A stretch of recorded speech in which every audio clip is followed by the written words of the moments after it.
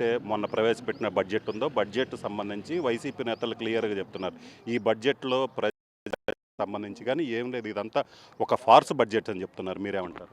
5 సంవత్సరాల పరిపాలనలో అరాచక విధానాలను అవలంబించి అసలు బడ్జెట్ ఏంటి, లెక్కలేంటి, ఏ సంక్షేమానికి ఎంత ఖర్చు పెట్టాము, ఏ అభివృద్ధి కార్యక్రమాలు ఎంత ఖర్చు పెట్టాము, లెక్కల పత్రాలు లేకుండా దోపిడీ చేసిన వైఎస్ఆర్ పార్టీ నాయకులు వాళ్ళు మాట్లాడుతున్నారు.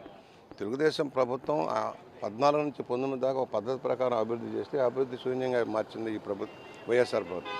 అంత అవినీతి అక్రమాలు అన్నీ సరిచేయడానికే సమయం సరిపోయిన పరిస్థితి వచ్చింది. ఇవాళ మేము ఒకటే చెబుతున్నాం, ఇవాళ సరైన విధానాల్లో నడుస్తూ ఉన్నాం. ఇరిగేషన్ అలా విధంగా విద్య వైద్యానికి ఎక్కువ ప్రయారిటీ ఇస్తూ ఉన్నాం. సంక్షేమంతో పాటు అభివృద్ధి ధ్యేయంగా కృషి చేస్తున్నాం.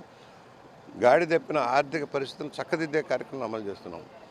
ఏదైతే అమలు చెప్పిన 6 పాయింట్ ప్రోగ్రాం అంతా అమలు చేస్తూ ఉన్నాం. అందువల్ల ఈ పార్టీకి నైతిక బాధ్యత వహించాల్సిన అవసరం ఉంది.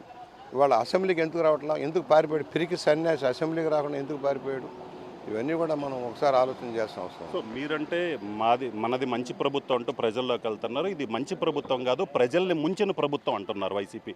మాజీ మంత్రి అంబటి రాంబాబు వీళ్ళు కూడా మాట్లాడితే ఇది ప్రజల్ని ముంచిన ప్రభుత్వం, మంచి ప్రభుత్వం కాదండి. అసలు అంబటి రాంబాబుకి ఇరిగేషన్ మీద అవగాహన ఉందా? గంటలు లెక్క వేయడం చేతనైంది కానీ కనీసం ఇరిగేషన్ ప్రాజెక్టు పట్టాలకి అంకిత జ్ఞానం కూడా లేకుండా పోయింది.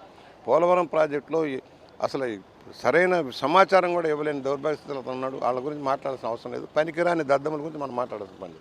సో ఇది పరిస్థితి. మొత్తం మీద అయితే మాత్రం పూర్తి స్థాయిలో బడ్జెట్ అనేది ప్రజల సంక్షేమం, రాష్ట్ర అభివృద్ధిని దృష్టిలో పెట్టుకొని రూపొందించినటువంటి బడ్జెట్. సో ఈ బడ్జెట్ అయితే మాత్రం రాష్ట్ర అభివృద్ధికి అలాగనే పేద ప్రజలకి సంక్షతలో టీడీపీ మీద బురద జల్లేలాగా మాట్లాడుతున్నారు. కానీ అంబటి రాంబాబు ఏదైతే ఇది ప్రజల్ని ముంచే ప్రభుత్వం అన్న మాటలు అయితే మాత్రం పూర్తిగా సరికాదు. అతనికి ఇరిగేషన్ మంత్రిగా పనిచేసినప్పటికి కూడా కనీసం పోలవరం మీద కూడా అవగాహన లేనటువంటి పరిస్థితి ఉందని చెప్తున్నారు. కెమెరామెన్ సిద్ధుతో రామారావు, ఆర్టీవీ, అసెంబ్లీ నుంచి.